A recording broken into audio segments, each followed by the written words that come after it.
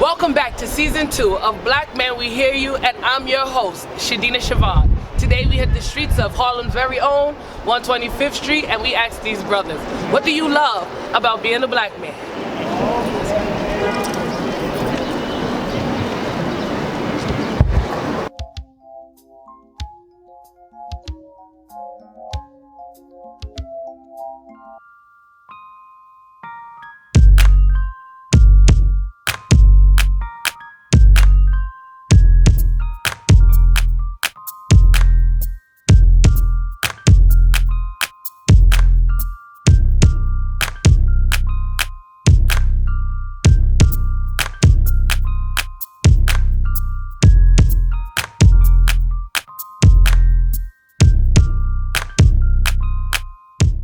What do you love about being a black man? Alright, so I'll go first. Well, first about being a black man, we gotta fight for more than just identity. We gotta fight for the fact that, just to be seen and be heard, so it make you want to fight for more of your purpose. And I feel like most of the things that we got isn't really cherished, so it comes from, it comes from just making sure that we put the right things out. I feel like as a black man, you gotta just put the right things out and just be who you are. Oh man, I love waking up every day looking at myself in the mirror and not only seeing the struggle, but the triumph that we have overcome. I love stepping into this world and obliterating expectations that are so low of us, and I love overachieving because I'm doing it for others. My nature. What I love about being a black man, I guess just having knowledge of my history, what it means to be a black man in this country, in this world. I think that now I've kind of transcended all of the stigmas of actually being a black man, including racism and prejudice. I've actually realized my own power and just kind of trying to implement that and be a great example for my daughter. Being a black man, I would say taking care of the community, brothers and sisters around you, aunts, uncles, everybody. We all a family. We got to learn to start coming together as a family, as a community, and just speak up. Not only for just black men, but for other people that don't have the voices that we do. Being raised with that toughness that I feel like other ethnicities don't have, as far as being in school and being around inner city and stuff like that. There was different stuff, just education-wise, to becoming a teenager, getting employed and stuff like that. There's different struggles and battles. So I just like the toughness that comes out of being. You know what I'm saying? I'm proud black, you know what I'm saying? This is why I represent it. But I ain't talking about on this type of side, you know what I'm saying? I'm talking to my peoples. Now what you wanted me to say again? What I love about being a black man is the pride of my history, overcoming adversity, knowing that I've gone through a lot and I've come a long way, even though with all the things stacked against me, I feel proud as a black father and a black man. So the relationship with my father, it was very forward, straight. He molded me to be the man that he was for me. Take care of my daughter, take care of my family, raised on actual core values and principles, and it was amazing. Well, my father taught me education was the most important thing, and that be the best that you can be. Don't just slop around and just do a little something. Do the best. Well, it's definitely affected the choices that I've made. As a young man going into an older adult, I have definitely chose to go the righteous way when it's been easy to go the wrong way. And that has a lot to do with my children, thinking about them and their future and how me not being here would affect them. You have to be there. It's very important to be there. Let your children know that you're there. What are some lessons that you learned throughout fatherhood? Well, I learned patience, understanding. They have voices too. Lessons fatherhood have taught me over the years is have you together before you allow people into your life, because whatever you don't have together is going to affect their life. It's a selfless act, very compassionate. You have to have a lot of sanity, dignity, you know what I mean? And spirituality. You have to be strongly connected to your root spiritually. What are some lessons fatherhood has taught you? Oh man. Responsibility. Come on, girl. To love unconditionally. You know, because when they're kids, sometimes they make mistakes, sometimes they say things, and almost like what my mother did for me. She showed love unconditionally. I just love him for every reason that he's here for me. You know, I think my daughter teaches me. And so anytime that I get a chance to be around her, be with her, I kind of just take that as lessons, experiences, and I don't like to really dictate, but just pretty much be somebody who can guide her. I think you become extremely mentally tough. I mean, I feel like I've been mentally tough my whole life, but you develop a lot of patience. I think I was very impatient when I was a child and stuff like that. But being a father, you got to be a lot more patient. So. Second, I learned how to sit down and have a meeting of the minds with other people that's on earth. Like, you know what I mean? Like, me and I raised 2 families by myself. I've been on my own since I was about 18, 20. I've been on the road, on the highway.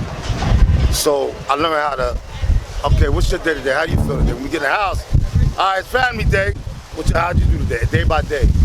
Not just run upstairs. No, we're gonna check in on you, see what's going on your mental. It's like how you feel.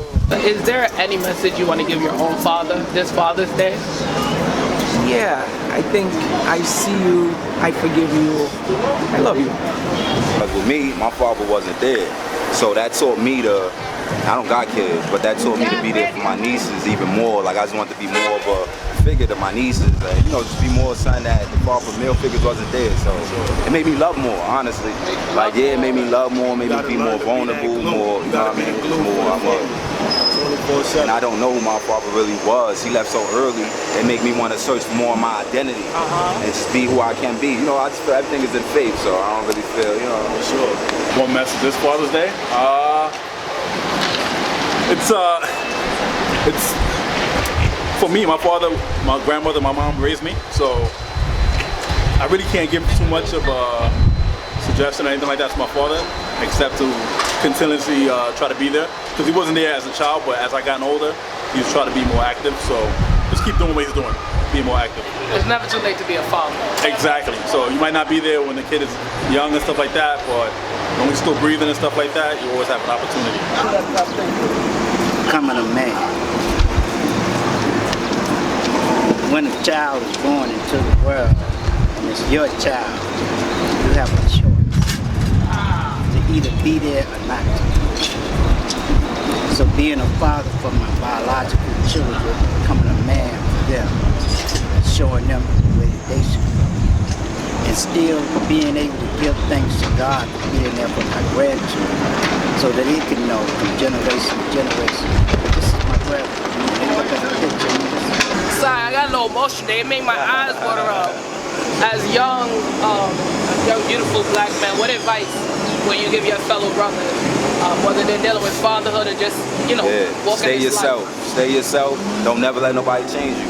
Don't never let nobody change you. Never through any problem, any encounter in life, persevere, strive forward, and just keep being the best that you could. Yeah, and believe in God, man. Believe in God, and believe that you are God as well.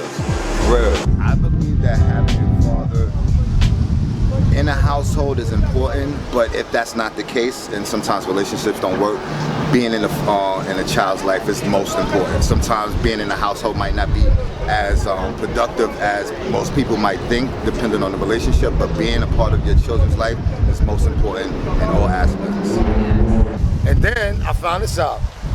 One mistake, you could lose everything, right? So then you gotta be cordial. Okay, we didn't get along, but remember the child, we gotta deal with them. So we merged, right? That came in. Family don't just extend from your bloodline. It could be a stranger, you understand? It's the commitment that you both share and knowing where you're trying to go and what you're trying to do with your life. What's the best advice you would give your fellow brothers on fatherhood? Take it slow and just pretty much understand like how you would want to be treated as a child, you know. Maybe our parents before, maybe some of our parents didn't really I guess like maybe discipline us how maybe you would see it now, maybe like at a more kind of soft and more slower pace. But I would say just take it slow, just understand your child, understand yourself. Yeah, and it's not easy, but it's something that can be done, and it's necessary.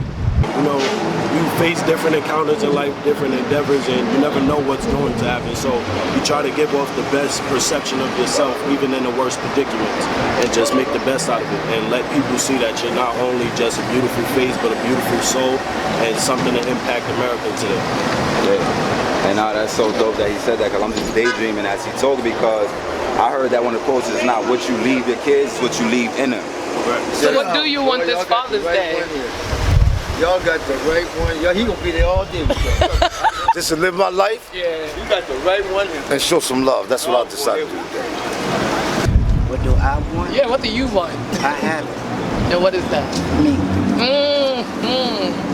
I know who I am.